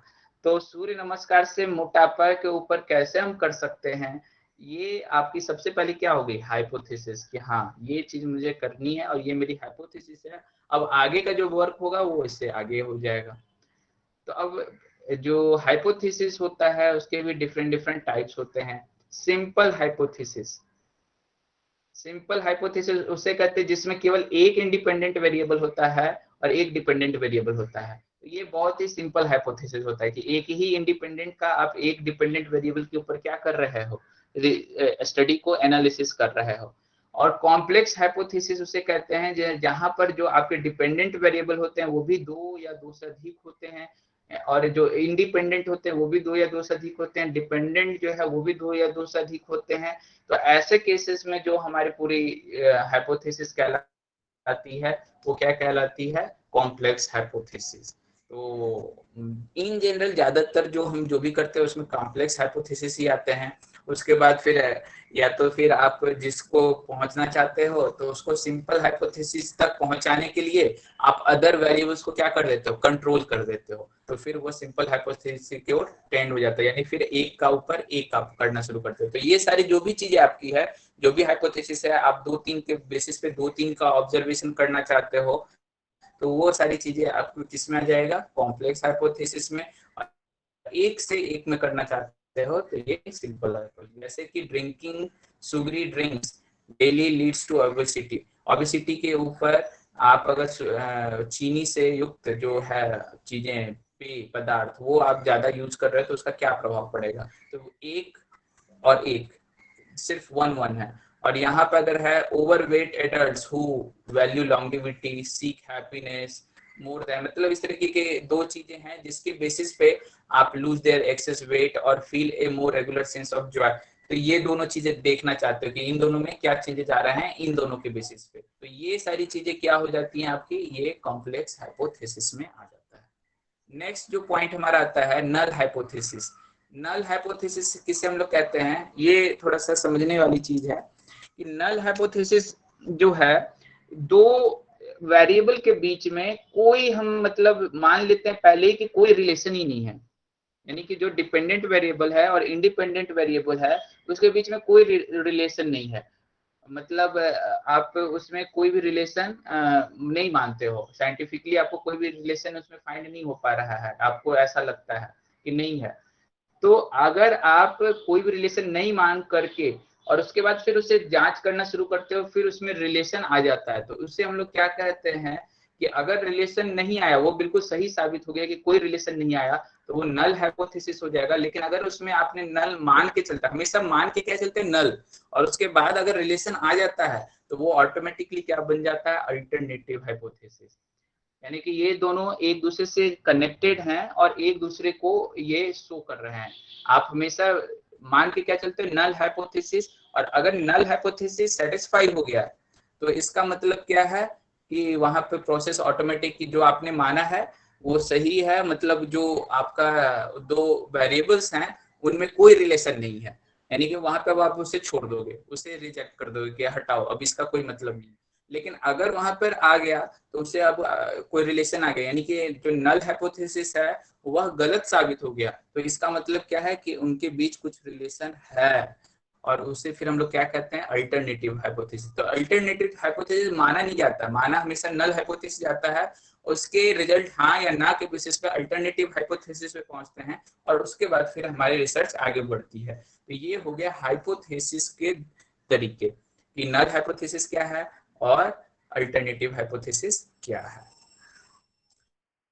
तो यही है, in an attempt to disprove a null hypothesis researcher will seek to discover an alternative hypothesis। तो जैसे ही वो डिस्प्रूव होता है तो अल्टरनेट हाइपोथेसिस, यानी कि अल्टरनेट का मतलब ही क्या है, कोई दूसरा, कोई दूसरे हाइपोथेसिस की ओर हम क्या करते हैं, आगे बढ़ना शुरू करते हैं। तो रिजेक्टिंग नल हाइपोथेसिस का मतलब ये क्या है, अल्टरनेट हाइपोथेसिस, और नहीं हो गया तो अल्टरनेटिव हाइपोथेसिस नहीं होगा, तो यानी दोनों में से कोई एक ही होगा। तो ये इस तरीके से आपको ये समझना है। मेरे ख्याल से सारी चीजें क्लियर हो रही होंगी, कोई भी कंफ्यूजन होगा तो जरूर आप पूछ लीजिएगा, मैं कम सरल शब्दों में इसे बताने की कोशिश कर रहा हूँ, और ये टर्म्स आपके माइंड में केवल बैठ जाने चाहिए। बाद बाकी आप सारी चीजें इसको बार बार पढ़ने की जरूरत नहीं है, दो दो तीन तीन शब्दों में आपको केवल माइंड में ये बैठ जाना चाहिए। नेक्स्ट जो पॉइंट है लॉजिकल हाइपोथेसिस। तो लॉजिकल हाइपोथेसिस हम किसे कहते हैं, और दो तीन शब्दों में अगर नहीं समझ में आ रहा है तो उसे जरूर पूछ लीजिएगा, ताकि आपको दो तीन शब्द में ही समझ में आए, ताकि आपको ज्यादा उसको पढ़ने की जरूरत नहीं है। लॉजिकल हाइपोथेसिस का मतलब ये है कि कोई भी हाइपोथेसिस जो आप कर रहे हो उसके पीछे कोई लॉजिक है, आप इस लॉजिक बेसिस पर उस हाइपोथेसिस को क्या किया है, डाला है, यानी आपने कुछ देखा, ऑब्जर्व किया, एक लॉजिकली बेसिस पे एविडेंस मिला, और उसके बेसिस पे आपने एक हाइपोथेसिस दी है। तो सिंपली कोई भी हाइपोथेसिस अगर लॉजिकल है, तो इन जनरल होता ही है, तो उसे हम क्या कहते हैं, लॉजिकल हाइपोथेसिस। तो until we are unable to test plant, अब मान लीजिए कि आपका कोई विश्वास है, उसके बेसिस पे आपने केवल हाइपोथेसिस दिया है, तो वो लॉजिकल नहीं होगा। और अगर आपने कुछ सारी चीजों को ऑब्जर्व किया, उसके बेसिस पे हाइपोथेसिस दिया है, तो वो लॉजिकल होगा। तो कहने का मतलब आप समझ गए होंगे कि लॉजिकल और इलॉजिकल में जो डिफरेंस है वही यहाँ पे लॉजिकल हाइपोथेसिस और उसमें डिफरेंस है। इम्पीरिकल हाइपोथेसिस, इम्पीरिकल हाइपोथेसिस हम जो कहते हैं, आपने कुछ टेस्ट चल रहा है, ऑब्जर्वेशन चल रहा है, एक्सपेरिमेंट चल रहा है, और उन चीजों के बेसिस पर आपने एक हाइपोथेसिस किया कि शायद ये ऐसा हो रहा होगा। मतलब आप मान लीजिए कि कोई और रिसर्च आप कर रहे हो लैब में, और उस रिसर्च को करते करते आपके सामने कुछ ऐसी घटनाएं घटी कि आपको एक नया अनुमान हुआ कि यार ये कुछ ऐसा हो रहा है, तो इसका मतलब ये ऐसा भी हो सकता है। तो आपके माइंड में एक न्यू हाइपोथेसिस आ गई, और वो क्या थी, इम्पेरिकल, उसे ही आप कह दिए, और उसके बेसिस पे फिर आपने अपने एक नया रिसर्च स्टार्ट कर दिया। तो यही इन जनरल क्या करते हैं, साइंटिफिक जो होते हैं वो सारे इन्हीं सब चीजों को लेकर के आपको करते हैं। तो ये हो गया इम्पेरिकल हाइपोथेसिस कि जो भी आप डाटा के बेसिस पे, टेस्टिंग के बेसिस पे जो रिजल्ट आ रहा है उसके बेसिस पे आपने कोई हाइपोथेसिस किया, तो वो क्या हो गया, एम्पेरिकल। लॉजिकल, कोई भी ऐसा पॉइंट जिसमें लॉजिक है, यानी कि हम कोई भी चीज करने में, मतलब जिसको आपने ऑब्जर्व किया उसके पीछे कुछ लॉजिक, आपको एविडेंस नजर आया, कोई भी ऐसा चीज। तो इसमें जैसे है कि प्लैनेट जो है चारों तरफ घूम रहे हैं, तो जो अर्थ भी है वो चारों तरफ सन का घूम रहा होगा, तो ये क्या हो गया, लॉजिकल हाइपोथेसिस हो गया। अब उसको अप्रूव करने के लिए जाओगे, तो कोई भी चीज जो लॉजिकली करेक्ट है, आपके भावनाओं इन चीजों से प्रभावित नहीं है, लॉजिकल बेसिस पे आपने उसे कहा है, चीजों को देखा है, ऑब्जर्व किया, उसके बेसिस पे आपने कहा है, तो वो लॉजिकल हाइपोथेसिस कहलाती है। तो ये चीजें इस तरीके से हैं। स्टैटिस्टिकल हाइपोथेसिस, अब यहाँ पे देखिए थोड़े छोटे छोटे नाम बस अलग अलग कर दिए गया। स्टैटिक्स का जहां से ज्यादा जहां पे मान लीजिए कि स्टैटिक्स का यूज करते हुए चीजों को बताया गया है। अब जैसे कि मान लीजिए यहाँ पे जो एग्जांपल दिया गया है कि सवानियंस के ऊपर रिसर्च किया जा रहा है। अब सवानियंस के लिए आप जो सवाना घास का जो मैदान जिसे आप कहते हो, उस एरिया में आप गए, सवानियंस जो रहने वाले वहां के लोग हैं उनको सवानियंस कहा गया। तो उनकी जो लाइफ एक्सपेक्टेंसी है उसमें जो है आपका कितना है, उस चीज को आप मेजर करना चाहते हो, तो यहाँ पर आप हर एक को मतलब जा करके हर एक का जांच करो, वो बहुत ज्यादा प्रैक्टिकल नहीं होता है। तो आप क्या निकालोगे, उसकी पहले के स्टैटिस्टिक कि किस तरीके से यहाँ पर चीजें थी, उसका जो स्टैटिक्स आपके पास पहले से प्रेजेंट होगा, वो सारी चीजों का आप स्टैटिक्स के बेसिस पे, यानी कि आप यहाँ पे यूज किस चीज का स्पेशली कर रहे हो, स्टैटिस्टिक। तो जहां पे वर्ड आ जाएगा कि हम यूज कर रहे हैं स्टैटिस्टिक का हाइपोथेसिस को बनाने के लिए किसी भी चीज में, तो वो क्या हो जाएगा, स्टैटिस्टिकल हाइपोथेसिस। तो देखिए छोटे छोटे वर्ड हैं, आपको बस समझना ये है कि किस वर्ड का यूज किया गया है, उसके बेसिस पे हाइपोथेसिस वो टर्म हो जाएगा। तो लॉजिक का यूज किया गया, अपने लॉजिक के बेसिस पे, यानी कि कोई जो एग्जांपल दिया उसमें लॉजिक का सिर्फ यूज किया जाए तो लॉजिकल हो जाएगा, उसमें स्टैटिक्स का यूज किया जाए तो स्टैटिस्टिकल हो जाएगा, और उसमें किसी एक्सपेरिमेंट उसको करते हुए आपने किया, उसका जो एनालिसिस करते हुए आपने उसका डाटा जो है उसके जो पूरा प्रैक्टिकल आप उस पे कर रहे हो, उस प्रैक्टिकल के दौरान आपको मिला, तो आपका एम्पिरिकल हो जाएगा। तो ये चीजों को आपको समझना है, ये अलग अलग छोटी छोटी पॉइंट्स हैं, चीजें हैं, उसके बेसिस पे किसके बेसिस पे हाइपोथेसिस है, ये आपको एग्जाम्पल से वहां पे देखकर उस एग्जाम्पल से क्लियर करना होगा। तो आइए इस क्वेश्चन को अब सभी लोग सॉल्व करते हैं।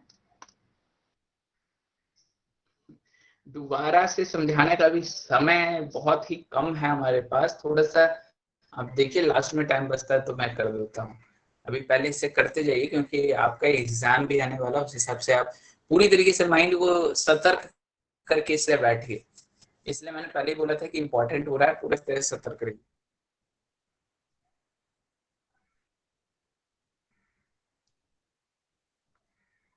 शॉर्ट में तो मैंने अभी समझा दिया ना, लॉजिक पे है तो लॉजिकल, स्टैटिक्स पे है तो स्टैटिकल, और उस पे है तो क्या कहते हैं ये एम्पिरिकल पे है तो एम्पिरिकल, यानी कि छोटे छोटे डाटा। नल है, यानी कि आप पहले ही मान लियो कि उन दोनों में कोई रिलेशन नहीं है, दो एक इंडिपेंडेंट और डिपेंडेंट वेरिएबल में कोई रिलेशन नहीं है, तो नल हो गया। और ये नल गलत हो गया तो वो क्या हो जाएगा, अल्टरनेटिव हो जाएगा। अगर नल सही हो गया तो वो क्या हो जाएगा, फिर आप उस चीज को छोड़ दोगे, यानी कि नल सही का मतलब दोनों में कोई रिलेशन नहीं है, तो फिर अब उस पर कोई चीज भी करने का कोई आवश्यकता नहीं है, आप उसे छोड़ दोगे। अगर गलत हो गया तो इसका मतलब उसमें रिलेशन है, यानी कुछ फाइंडिंग की जा सकती है, तो फिर आप उस पर रिसर्च आगे करना शुरू करोगे किसी दूसरे मेथड से, तो क्या कहेगा, अल्टरनेट आप हाइपोथेसिस वहां पे करोगे। और सिंपल हाइपोथेसिस जिसमें सिर्फ एक डिपेंडेंट एक इंडिपेंडेंट, और कॉम्प्लेक्स की बात होती है जहां पे दो या दो से ज्यादा इंडिपेंडेंट और डिपेंडेंट होते हैं। तो बहुत इजी है, आप बस देखिए, आप चीजों को समझ जाइएगा, कोई ज्यादा हार्ड नहीं है। तो नेक्स्ट हम लोग आते हैं इस क्वेश्चन पे, a tentative proposition with unknown validity that specifies A relationship between two और मोर वेरिएबल्स इज कॉल्ड। दो या दो से अधिक वेरिएबल के बीच जो आप एक टेंटेटिव प्रोपोजिशन करते हो, टेंटेटिव मतलब जो एक संभावना जो आप जिसके लिए चल रहे हो, तो वो आपका टेंटेटिव हो गया। तो टेंटेटिव अगर आप कर रहे हो तो वो क्या कहलाएगा।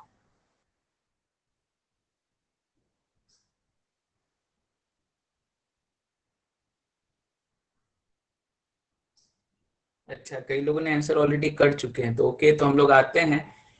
तो इसमें क्या होना चाहिए हमारा, टू और मोर। पहला ये फर्स्ट है, research problem, research proposal, research design, report, research hypothesis. तो बिल्कुल सिंपल से क्लियर है कि हम लोग अगर सोचने की कोशिश कर रहे हैं अननोन वैलिडिटी पे, उस पर सोच रहे हैं कि क्या है, तो अभी हम सारी चीजें वही पढ़ रहे ही थे। ये क्या हो जाएगा, रिसर्च हाइपोथेसिस। दैट इज, यानी आप हाइपोथेसिस पहले करोगे, उसके बाद फिर आप आगे बढ़ोगे, हाइपोथेसिस में ही उसका रिलेशन आपका डिफाइन हो जाएगा। तो हाइपोथेसिस शुड बी कंसेप्चुअली कैसा होना चाहिए।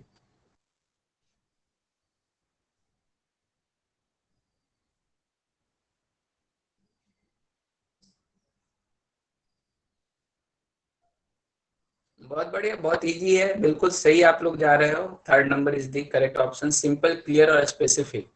अब ज्यादा कॉम्प्लेक्स करोगे तो खुद ही फंस जाओगे, और इससे कोई फायदा नहीं है। तो कॉम्प्लेक्स वर्ड तो जहां भी आ रहा है वो ऐसे ही गलत हो जाएगा।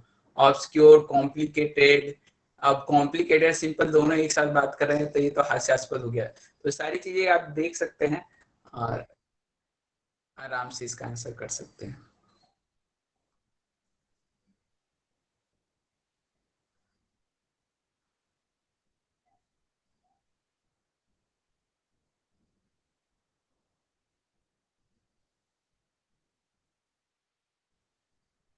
A hypothesis is हाइपोथेसिस क्या है? A certain and established finding, a part of research question, a strategy of evaluating data, a tentative statement providing an explanation। तो अभी तो हम लोग इससे जस्ट रिलेटेड किए हैं। a tentative statement providing an explanation, उसके लिए एक जो विवरण प्रदान करने के लिए एक अस्थायी विवरण, मतलब जिसका टेंटेटिव है, संभावना है कि हाँ ऐसा हो सकता है, लेकिन उसके बाद आप उसको जांच करोगे। तो जब जांच करोगे यानी कि आपने एक हाइपोथेसिस किया। तो ये क्या हो जाएगा? Fourth number option.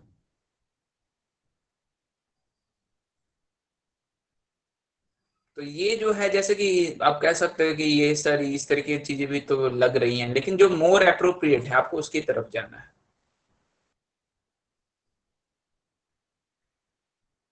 Second number sir जिन्होंने थर्ड को एक बार बताओगे सर, थर्ड क्यों मना किया sir? Strategy of evaluating data, ये तो चीज ही अलग हो गई, ये तो हाइपोथेसिस है ही नहीं। वो तो स्ट्रेटजी आपने बनाया डाटा के ऊपर, तो वो तो आगे की बात हो गई। अभी तो पहले आप सोच रहे हो हाइपोथेसिस, तो वो तो ऐसे ही नहीं हो गया। इवेल्युएटिंग डाटा बहुत आगे की प्रोसेस है।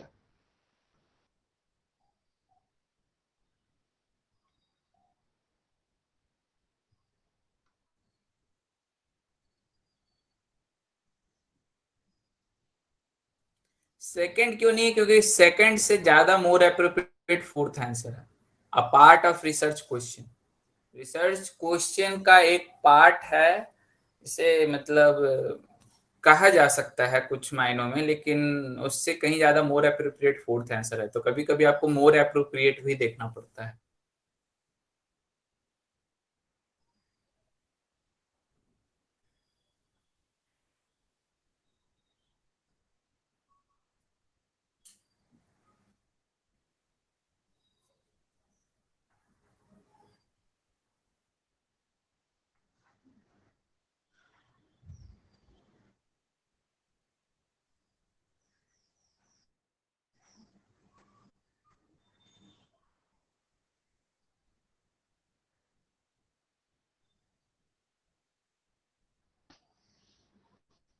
क्वेश्चन नंबर फोर्थ क्या है? Researcher fails to reject the null hypothesis. अब देखिए वो आ गई बात, अब इसे बड़ा ही अच्छे से सोचिए और इसे कीजिए। क्वेश्चन अच्छी है, और इसमें लोग आंसर भी देखिए, हमारे 1 2 3 4 सभी आ चुके हैं, तो ये भी मजेदार है। रिसर्चर जो है वो फेल हो गया किसमें? रिजेक्ट करने में नल हाइपो, मतलब फेल्स टू रिजेक्ट द, यानी कि बड़ा ही घुमा कर बातों को कहा हुआ है। तो आप थोड़ा सा देखिए अच्छे से उसको। Reject the null hypothesis, null hypothesis को रिजेक्ट करने में फेल हो गया। तो सबसे पहले तो नल हाइपोथेसिस माना किसे जाता है कि दोनों में कोई संबंध नहीं है, और उसका रिजेक्शन क्या होगा? दोनों में संबंध है। और उसमें फेल हो गया कि दोनों में संबंध है, उसमें फेल हो गया, यानी कि फेल हो गया इसका मतलब क्या है? दोनों में कोई संबंध नहीं है। अगर संबंध है ही नहीं तो रिसर्च प्रोसेस क्या हो जाएगा? रिजेक्टिंग हो जाएगा, रिजेक्टिंग द रिसर्च हाइपोथेसिस। अब देखिए चीजों को किस तरीके से उन्होंने घुमा फिरा कर वर्डों से खेला है, तो आपको थोड़ा सा उसे समझना होगा। यहाँ पे आंसर जो है 2 नंबर किसी भी ने, किन्होंने भी नहीं दिया, तो क्या उन्हें क्लियर हुआ या नहीं ये जानना बहुत जरूरी है। सर ये 4 क्यों नहीं हो सकता है? Improving the research hypothesis. Sir इसमें इम्प्रूव भी ये करेंगे, सर रिजेक्ट इम्प्रूविंग करें सर या इम्प्रूव वही करें? आप कर रहे हो, उसमें कोई रिलेशन ही नहीं आया आपका, दोनों वेरिएबल में कोई रिलेशन ही नहीं आया, तब आप इम्प्रूव थोड़ी करें, आप उसे रिजेक्ट कर दोगे, हटा दोगे। इम्प्रूव हम तब कर देते हैं ना जब वो कुछ रिजल्ट आ जाता है, यानी कि नल हाइपोथेसिस गलत हमारा हो जाता है, उनके बीच में यानी कि कुछ रिलेशन है, तब हम जाते कि हाँ उसे आप क्या करोगे? इम्प्रूव करने की कोशिश करोगे कि हाँ कुछ और मेथड से हो सकता है। वो जो सेकंड वाला चीज था वो वहां पे चला जाता है। वही बात तो हमने यहाँ पे किया इसमें। इसमें हमने क्या बात किया कि जब आपका नल हाइपोथेसिस गलत होता है तब हम अल्टरनेटिव हाइपोथेसिस में आते हैं। अल्टरनेटिव का मतलब है इंप्रूविंग करने की कोशिश करना। तो समझने की कोशिश कीजिए, वहां वर्ड जो है वो कहाँ पे पहुंचा रहा है आपको, वो देखना है आपको।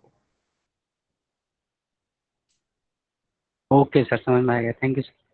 हाँ, तो देखिए यहाँ पे देखिए इस तरीके से वो खेलते हैं। यहाँ पे फेल वर्ड भी यूज किया, यानी कि निगेशन का निगेशन उन्होंने किया है। तो ये इसलिए क्वेश्चन को प्रॉपर्ली समझिए, पहले उन्होंने उसे गलत किया फिर उसको में फेल कहा, तो ओवरऑल आदमी कंफ्यूज हो जाता है और इस तरीके के आंसर आने ऑब्वियस होते हैं। तो थोड़ा सा हमें समझना होगा कि क्या बात हो रही है भाई।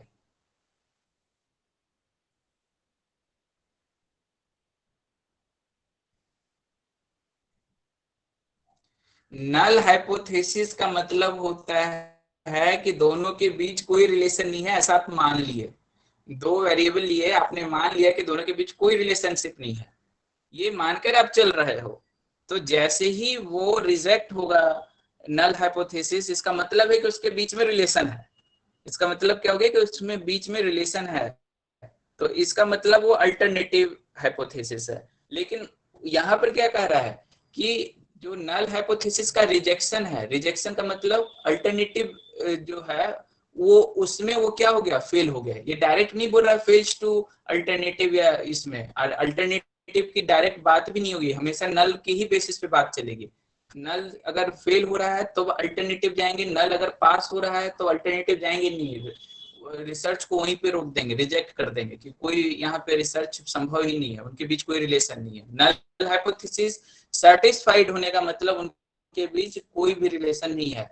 तो fails to reject the null hypothesis मतलब एक एक्चुअली नल हाइपोथेसिस सेटिस्फाई हो रहा है।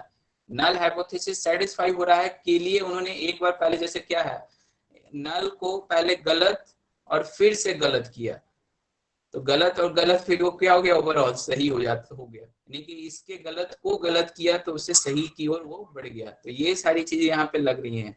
निगेशन का निगेशन, दोनों निगेशन आपस में कैंसिल हो जाते हैं और वो नो निगेशन हो जाता है। तो ये चीजें आपको समझनी है।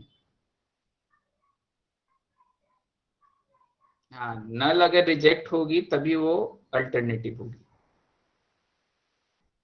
नल रिजेक्ट होगी तभी अल्टरनेटिव होगी। तो नल रिजेक्ट यहाँ पे इतने दूर में नल रिजेक्ट की बात की गई, यानी ये अल्टरनेटिव है, लेकिन उसमें क्या हो रहा, फेल, यानी अल्टरनेटिव में फेल हो रहा है, यानी कि नल को रिजेक्ट करने में फेल हो रहा है, यानी कि नल हो रहा है। देखिए सिंपल ये स्टेटमेंट है, उससे खेला जा रहा है, आप उसे समझिए।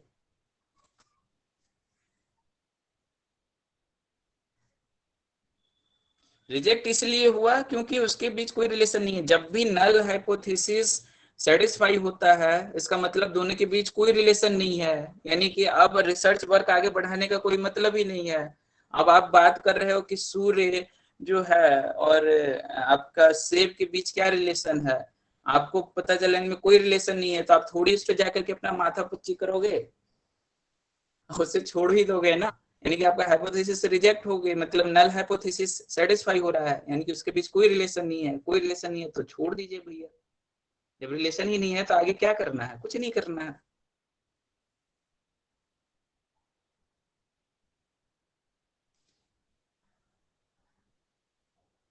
नाउ द सैंपल, सैंपल के बारे में भी हम लोग बात किए थे। अब किस किस तरीके से हम लोग सैंपल ले ताकि हमारा बेहतर, हमने ये बात भी किया था ना कि पॉपुलेशन से सैंपल ले रहे हैं, लेकिन पॉपुलेशन से सैंपल लेने के भी अलग अलग तरीके होंगे जिससे कि हम सैंपल बेहतर तरीके से ले सके। अगर हमने ऊपर ऊपर के अमरूद के चेक कर लिए, नीचे का नहीं किया, तो सैंपल बेहतर तरीके से हम नहीं लिए, तो वो क्या हो जाएगा, गलत हो जाएगा, यानी कि वो ज्यादा बेहतर रिजल्ट नहीं देने वाला होगा। तो कैसे हम सैम्पलिंग बेहतर से बेहतर कर सकते हैं, ये चीजें भी हमें समझनी होगी।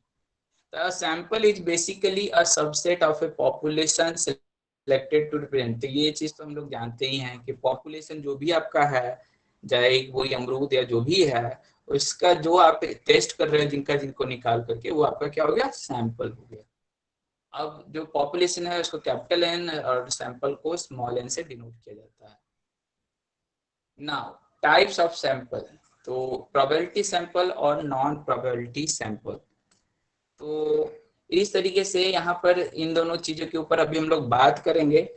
तो सबसे पहले जो है प्रोबेबिलिटी सैंपल, प्रोबेबिलिटी सैंपल यानी कि जिसकी प्रोबेबिलिटी संभव है, यानी कि जिसकी संभावना, जिस तरह के सैंपल को एक सिस्टमेटिक वे में आप सैंपलिंग कर सकते हो तो आप उसे प्रोबेबिलिटी सैंपल कहोगे। अगर एक सिस्टमेटिक वे में कर पाना संभव नहीं है तो उसे आप नॉन प्रोबेबिलिटी। कहने का क्या मतलब है, अब थोड़ा सा हम लोग एक नॉर्मल थोड़े से ठेठ भाषा में बात करते हैं, जिससे कि आपको भी थोड़ा इंजॉयमेंट होगा। बहुत देर से आप लोग बहुत ही डीपली सोच रहे हो, थोड़ा सा हंसी मजाक हो जाए। कहने का क्या मतलब है कि हम लोग क्या कर रहे हैं,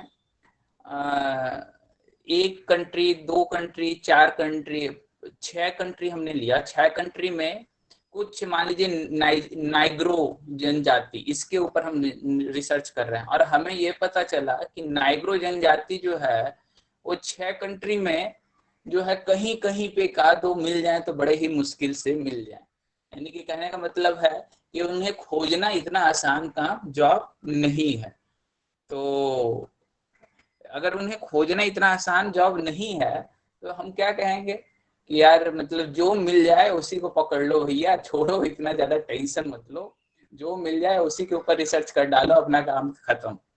तो कहने का मतलब नाइजीरियन को खोजना अगर आसान नहीं है तो आप उसमें क्या हो जाएगा, उसमें खोजना जो मतलब उन सारे जहां पे जो आपको मिलेगा, जो रैंडम टाइप से जो डाटा है उसमें जहां से जो मिलेगा उसमें आप क्या कहोगे, जिसको जो भी मिल जाए उससे आप सिलेक्ट कर लो और आपका काम हो जाएगा। तो इस तरीके के रिसर्च को जो है बेसिकली नॉन प्रोबेबिलिटी सैंपल्स कहते हैं। यानी कि यहाँ पर एक्चुअली आप जो सैंपल लिए हो वह जो है प्रोबेबिलिटी के बेसिस पे सही तरीके से नहीं ली गई है, आपने बस किसी तरीके से क्या किया है, खाना पूर्ति कर दिया है। तो और अगर बिल्कुल स्टेप वाइज लिया गया है, उसे अच्छे से ग्रुपिंग में अलग अलग बेसिस पे आपने बांटा है और उसके बेसिस पे आप कर रहे हो तो वो प्रोबेबिलिटी सैंपल्स होता है। ऐसे ही मैं एग्जांपल देख रहा था अपने मोबाइल पे, तो यहाँ पर एक ऐसा भी आया था, आगे हम लोग उसमें बात करेंगे जो उसमें क्या चीजें संभव हैं। तो उसमें जैसे बातें आई थी कि ये जो लोग होते हैं जिसमें जैसे लड़कियां हैं कहीं और लड़के हैं, तो लड़के के लिए लड़कियां अवेलेबल हैं ऐसा बहुत कम है। तो अब लड़कों को चूज करने का ज्यादा अधिकार नहीं है कि आप इसको चूज करो, उसको चूज करो, उसको चूज करो। लेकिन लड़कियों के पास ऑप्शन बहुत ज्यादा होते हैं, क्या वो किसी को भी चूज कर सकते हैं और उसमें वो आगे बढ़ सकते हैं कि जो उन्हें फेवरेट है उसके साथ। तो इस केस में क्या हो गया कि अगर लड़कों का जो केस जा रहा है वो नॉन प्रोबेबिलिटी की तरफ जा रहा है और जो लड़कियों का केस जा रहा है वो प्रोबेबिलिटी सैंपल्स के साथ जा रहा है। तो ये बड़ा ही अच्छा जो प्रेजेंट टाइम का सिचुएशन है उसके हिसाब से उन्होंने बताया था। तो इसे आप उस तरीके से समझ सकते हो कि प्रोबेबिलिटी यानी कि आपके पास बहुत सारे अवेलेबल हैं और उसमें आप चूज कर रहे हो आराम से, यानी कि वहां पे आप क्लासिफाइड कर सकते हो डिफरेंट डिफरेंट तरीके से।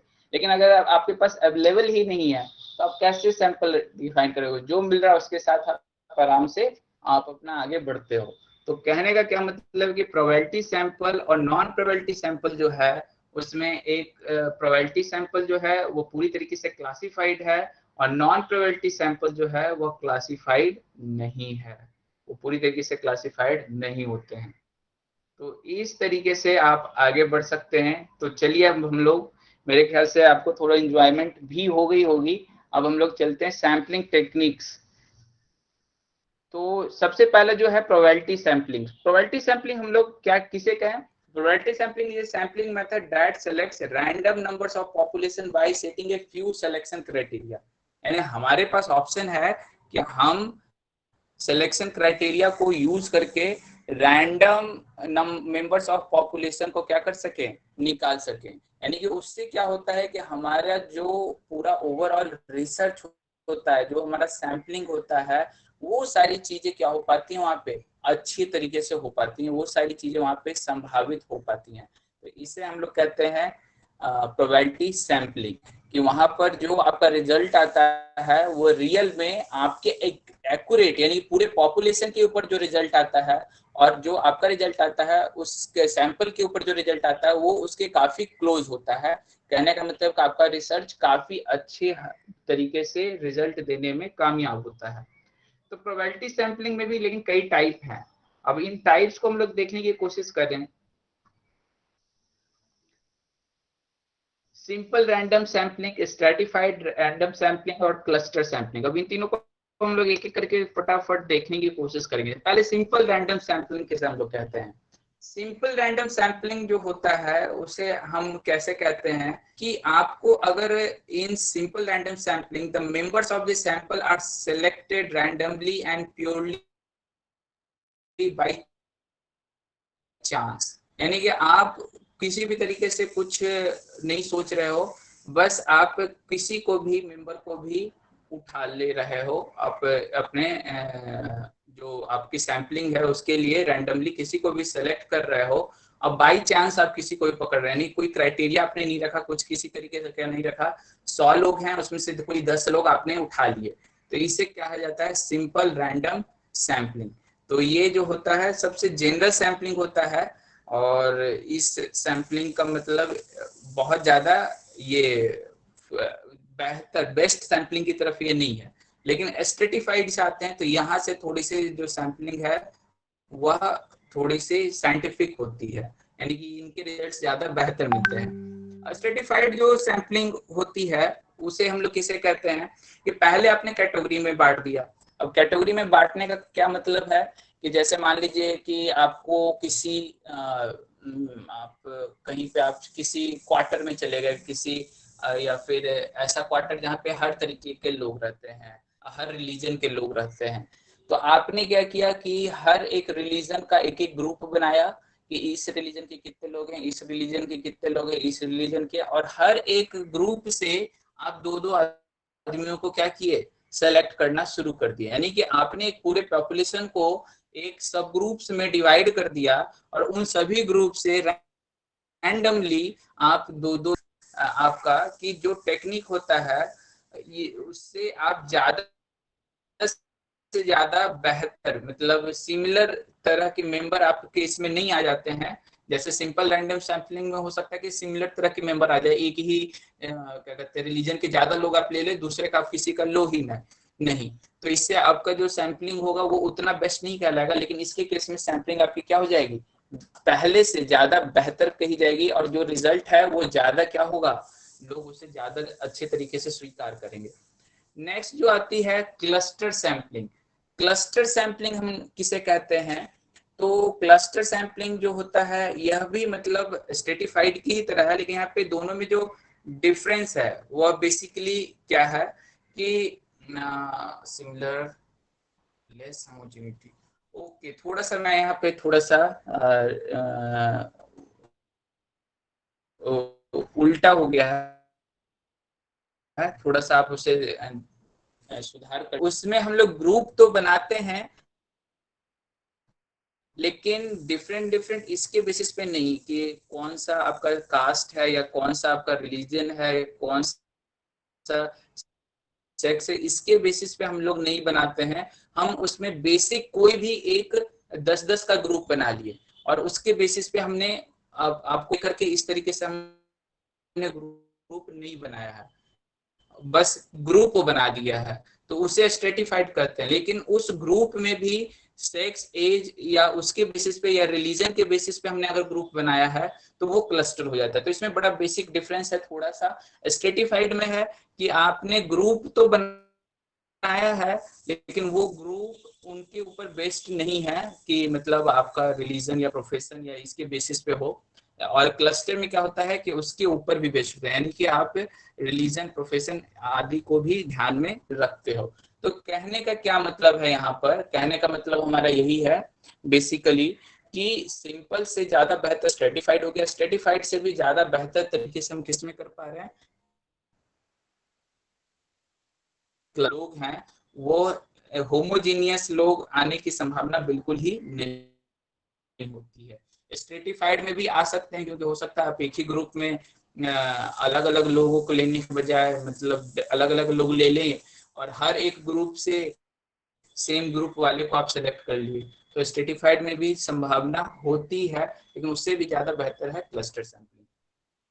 तो मेरे ख्याल से आपको क्लियर हो गया होगा सिंपल स्ट्रेटिफाइड और क्लस्टर सैंपलिंग के बीच में जो भी एक डिफरेंस है। सिंपल रैंडमली ले रहे हैं, स्ट्रेटिफाइड ग्रुप में डिवाइड करके ले रहे हैं, क्लस्टर वो ग्रुप भी जो है वो किसी स्पेशल कैरेक्टरिस्टिक के बेसिस पे आपने बनाया है और उसके बेसिस पे आप ले रहे हो। तो इस तरीके से आप इन चीजों को समझ सकते हो। स्ट्रेटिफाइड हेट्रोजीनियस, हेट्रोजीनियस, आप देखिए हेट्रोजीनियस कहने का आपको पहले ये समझना होगा इंटरप्रिटेशन क्या है। हेट्रोजीनियस सीधे कहना सही नहीं होगा, क्योंकि हेट्रोजीनियस आपसे आप क्या बताना चाहते हो वो समझना इम्पोर्टेंट होगा। और होमोजीनियस का मतलब ये है कि एक ही तरह के लोग अपना ये आ सकते हैं, मतलब हो सकता है कि एक ही तरह के लोग आने की नहीं होने की संभावना होती है।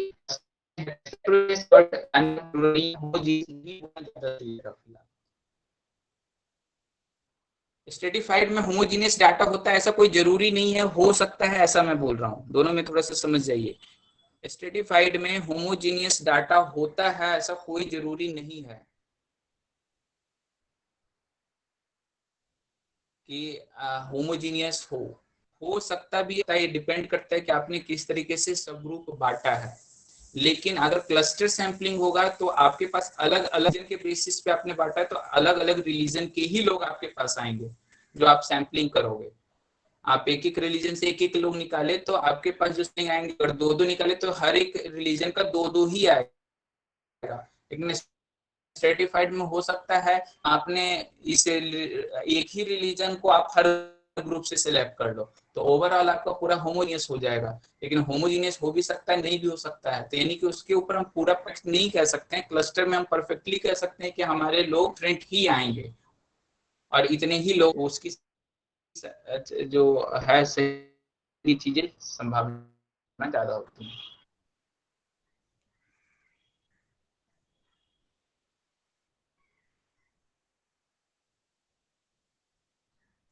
Systematic non probability sampling.